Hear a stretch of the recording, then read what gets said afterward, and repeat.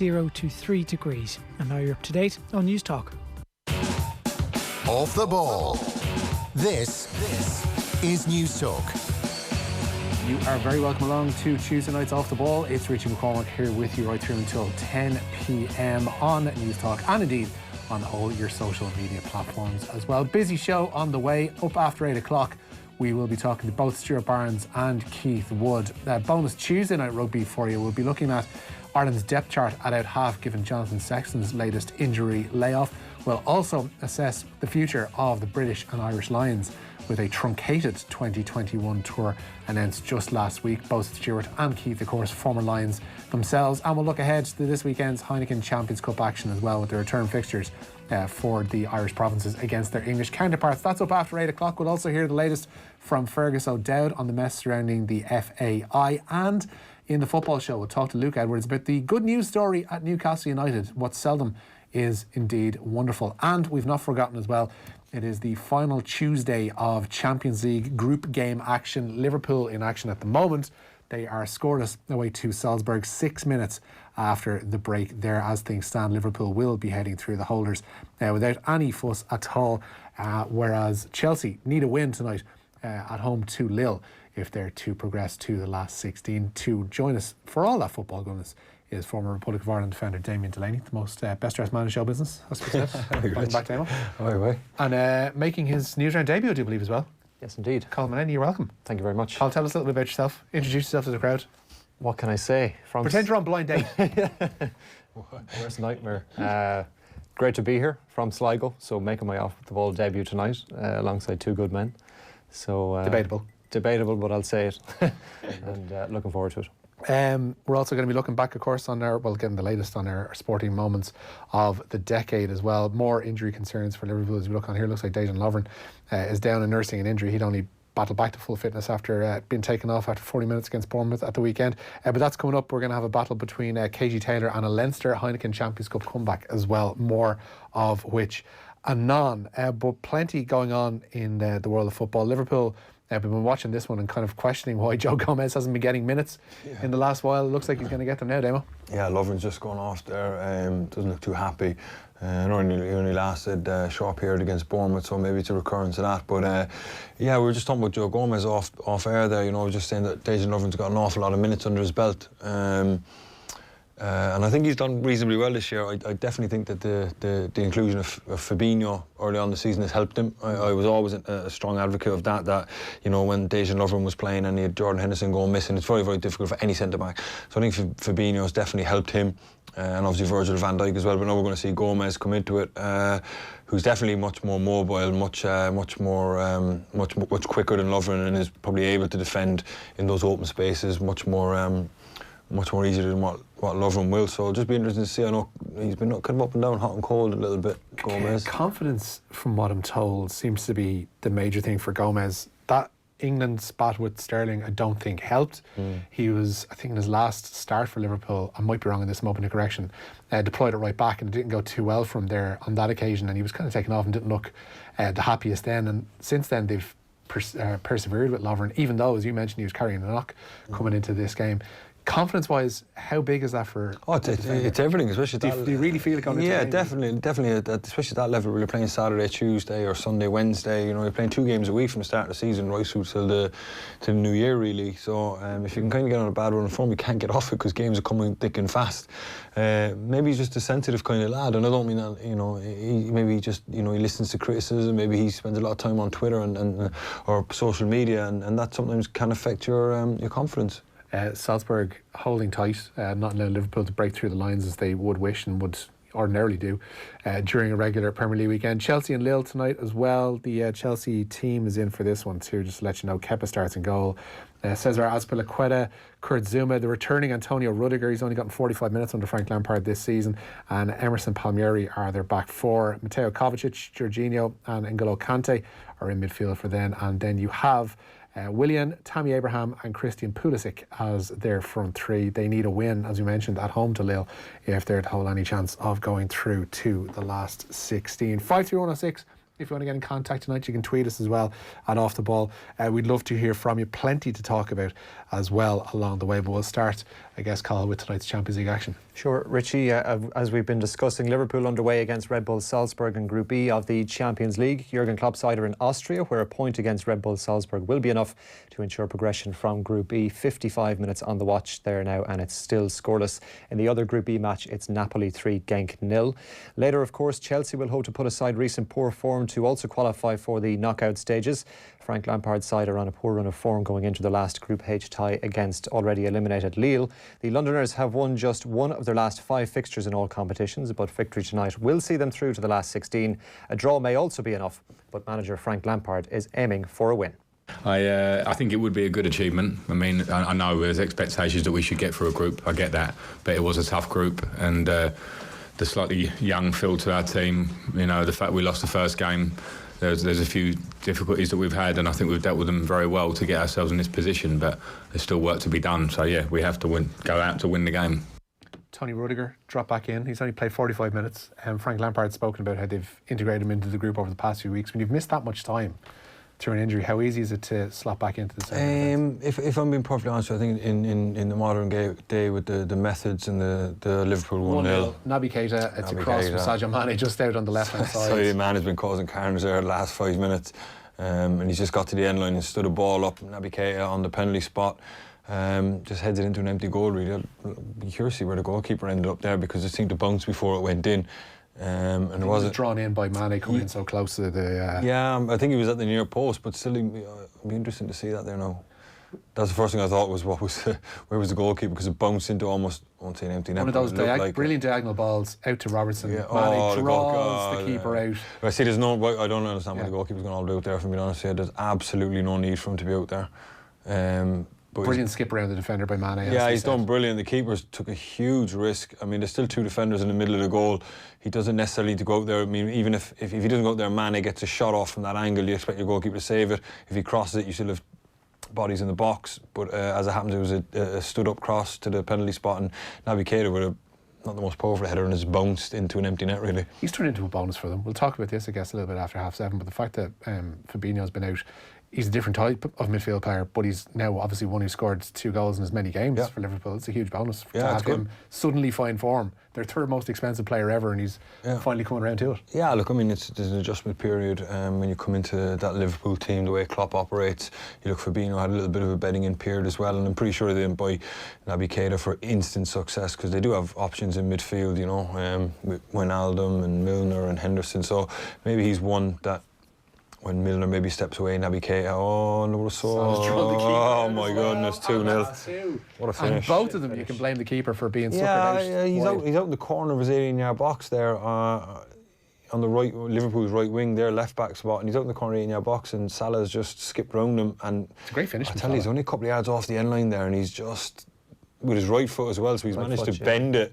Bend it in, really, as opposed to bending it away from the goal, as opposed to kind of bending it in. But fantastic from Liverpool, absolutely fantastic. Yeah, there you go. That is Mo Salah making it 2-0, and Liverpool will be through. Graham Souness is on Virgin Media Sports tonight. He has been asked if Liverpool would swap being knocked out of the Champions League, not that it's going to happen now, for winning the Premier League. No. The current champions. We get a taste of this competition, and especially now, I think even more than when I played, there's so much attention, there's so much glamour attached to it.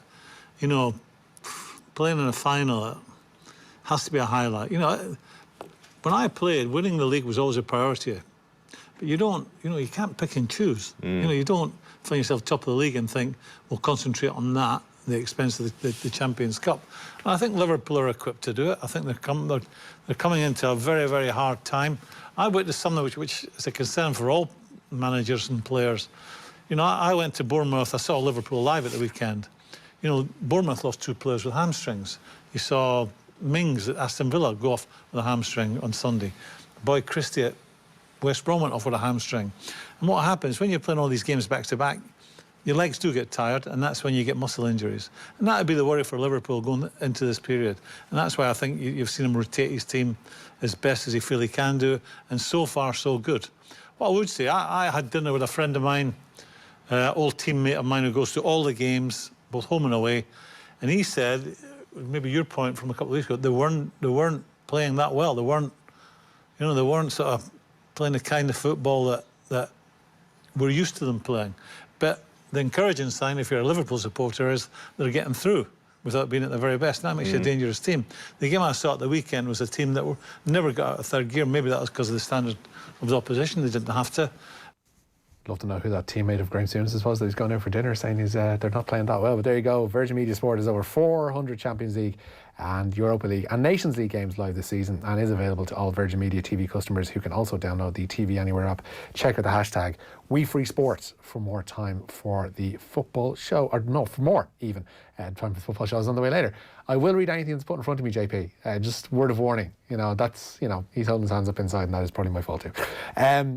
Everton, they've got a managerial vacancy and they're no closer to filling it. Yes, Vitor Pereira says he's withdrawn from the process to become the next Everton manager. The Portuguese head coach of Shanghai SIPG was strongly tipped to succeed Marco Silva at the Premier League club, but Pereira says he's not currently in a position to make any other commitments. SIPG is a club close to my heart, and in a country that is growing a lot in football. It means that in this moment I'm not in a position to make any other commitments. SIPG is a club close to his heart and one who is paying him millions of pounds a year to stay there. Everton losing one of their main options as regards a managerial vacancy. We've heard other names in the frame over the past few days as well. Unai Emery, they put out the feelers too, supposedly over the past 24 hours. Look, there's something not quite right at Everton with the structure. There seems to be an awful lot of input from outside. I know Bill Kenwright still has a little bit of a say there.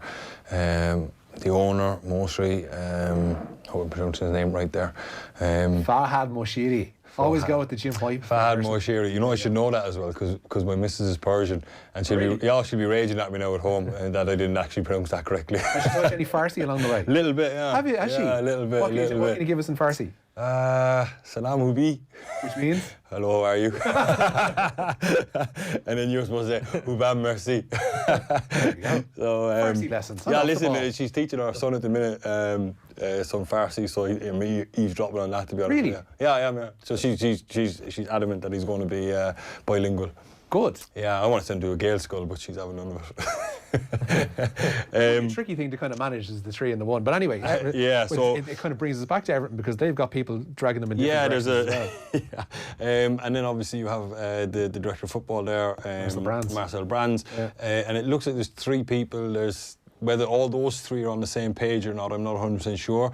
But the coach going in there is going to have absolutely no chance because if he's, I won't say battling, but if he's kind of at the whim or kind of, at the beck and call of these 3, then it's going to be very, very difficult. Now, while your man there in Shanghai probably is getting paid a fortune, and that probably is the main reason why he's not going to Everton. You can't help but think that he's spoken to Marco Silva and he's probably spoken to a few people and said it's not the best environment to be going into at the moment. So I think as soon as those guys kind of, similar to what's going on at Manchester United, all's not well there as well. You need to get the team right off the pitch to support the manager, to help the manager, give him what he needs. So that when the manager goes in interviews, he's going to say, I want to do X, Y, and Z. Then it's those 3 guys we just mentioned there. Then it's their job to go, okay, we're going to go about doing that for you. But if they're plotting behind his back, and not behind his back, but they're plotting, on their own, and then they're just handing this guy, players or saying, this is what you're going to work with, this is what we want. It's very, very hard. Now, I'm not saying that that's what went wrong for Marco Silva, but it doesn't appear to work because they've spent an insane amount of money in the last number of years. They've brought a lot of players, some good, some bad. Not really sure about them, but it's not a great job, to be honest with you, and it's definitely it's not a job you're walking away from the kind of money a man in Shanghai's on for. There'll be a lot of people listening this evening who would, disagree is probably the wrong word, they probably would, but what they probably say is, of course, Everton is a great job. It's like, one of the long-standing English clubs. They've been in the top flight since year dot. Like, why wouldn't you want to go to... But it is a great job, but it's a great football club. I'm not disputing that. It's fantastic. But if you're a manager that's on an upward curve and, making a name for yourself, like Marco Silva, essentially, would you take the risk? Would his advisors be saying to him, go there, it's fantastic? It's not. It's either a guy who's not on the upward curve and he's looking to get into the Premier League, someone that, is desperate for a job like Unai Emery if he wants to continue managing the Premier League. But if it is a guy that has a genuine chance of making it to the top, Everton would not be a stepping stone for that guy. They're going to end up rolling the dice with someone we've never heard of, or they're going to end up with going with a Unai Emery type, or David Moyes. So you know. Well, that suggests, like, it's again something we could probably explore deeper later, but it suggests that there is a brains trust there between Brands and Kenwright and Moshiri that are on different pages, because on the surface, the three main candidates so far, considering it's who they've talked to, clearly there was feelers put out to Vitor Pereira, who can't go or doesn't want to go. Unai Emery, who's still taking time out to see where he wants to go, and David Moyes' name has popped up time and time again. Like, they're all over the map in terms of management. We've criticised Arsenal in terms of their approach to different managers and what they might want, but Jesus, Everton's is more of a basket. I wonder, is this brains trust you're talking about concerned about relegation? Are they thinking, hang on a second, we're in December now and we're not a million miles away from being in serious trouble? And if they appointed the type of guy from Shanghai, Pereira, is that his name? Yeah. Right. Pereira. And that goes wrong, it's going to be February and you're still in a relegation zone, and that might not be recoverable. So I reckon there's someone who's made a point of, let's just write this year off and stay up. Okay, let's just, get somebody in that'll keep us in the league, that'll know how to set us up to get draws, nick wins, and in the summer we can sit down and talk about it again. That seems to be, and I would hazard a guess, that's the road they go. They can't take any risks right now. They definitely can't. Would Unai Emery be a risk? Probably, because he's going to say he needs a month to implement his formula, and what he wants to do. Everton are shipping goals massively. Is Emery the guy that's going to shore that up? I wouldn't have thought so. Is Howe the guy that's going to shore that up? I wouldn't have thought so. Right now they need to stop shipping goals, and as soon as they stop doing that, then they can start building. And David Moyes would most certainly stop them shipping goals, and they do have enough players in their squad that will nick them wins and keep them draws, and they can finish somewhere between 9th and 13th in the league, and that'll be them. And then we'll look at it again in the summer. Let's move on to teams with designs and a place in next year's Premier League. Carl?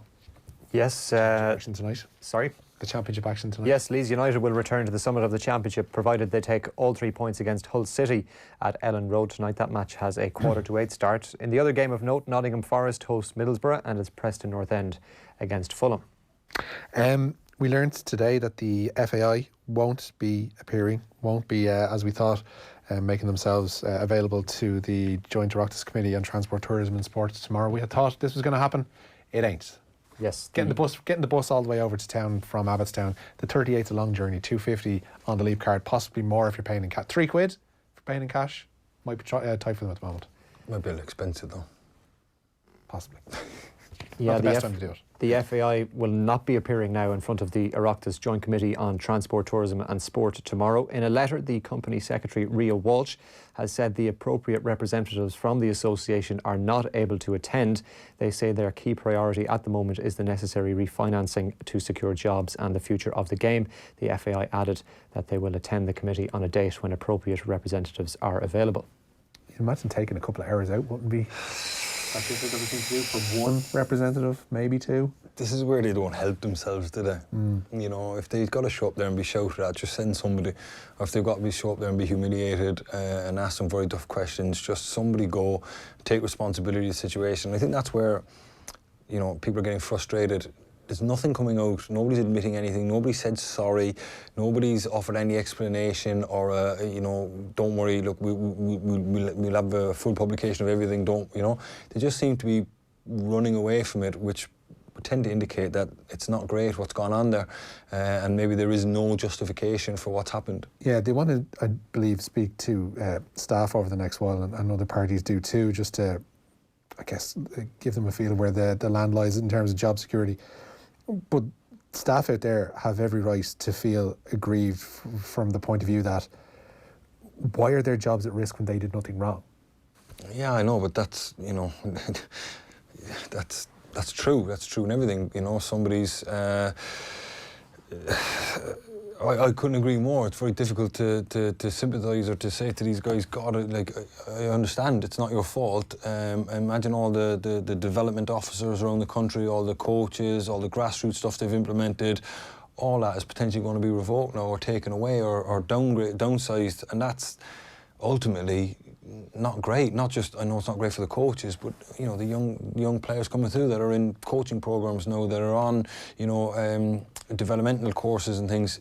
That's all going to stop potentially. Yeah, everything, of course, as we know, is all kind of equally important along the lines. It's kind of important to keep all those strands together.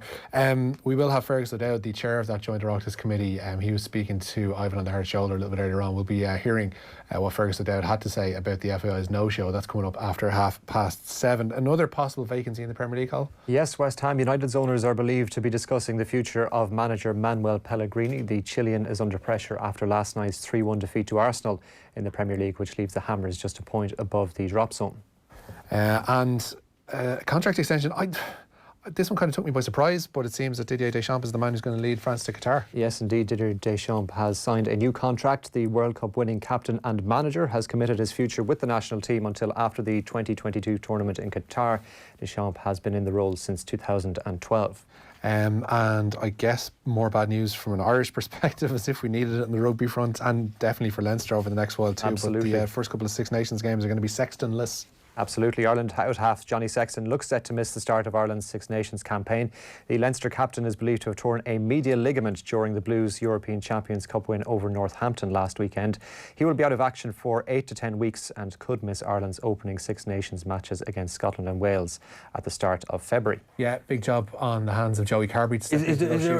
Is there any merit in saying that that's a good thing? Not for Johnny Sexton, obviously, but I see where you're coming from. Let's go, I absolutely see where you're coming from. Is that a discussion that we're upsetting Leinster fans there? But how old is Johnny Sexton now? 34. He'll be heading towards 35, yeah. Right. I mean, the chances of him making another one, possibly 2 Six Nations, isn't it time just to let Joey Carbery come in now, take the reins and take ownership of the Irish team and just move on from the World Cup? You don't cast Sexton aside immediately. Why not? Because he's still a very good player when he's fit. I know that, but I'm just saying there's not merit in saying that Joey Carbery needs to play now. And if he's fit, I think he will. I think he's going to be the starting number 10. Okay, but Joey, if Sexton didn't do his hamstring, he would have played the Six Nations, right? I would guess more than likely, yeah. Right, so isn't this why we all said that, we didn't do well in the World Cup? Because we didn't blood enough youngsters, we didn't have enough people ready. So if you're going to go in now, you'd say, Joey Carbery, you're a guy for the next cycle of the World Cup, let's go. And I think that will happen. I don't. Okay, but that's why the injuries are a good thing. But the injuries are good, but it forces them to think about things. We have Stuart Barnes on later, and he mentioned the fact that Sexton and Conor Murray and maybe Rob Kearney were among this group of players that had possibly been trusted, on merit, granted, because they'd done a lot of great service in an Irish jersey, but have been trusted probably far beyond their performances merited, if you know what I mean. Basically they had been. Yeah.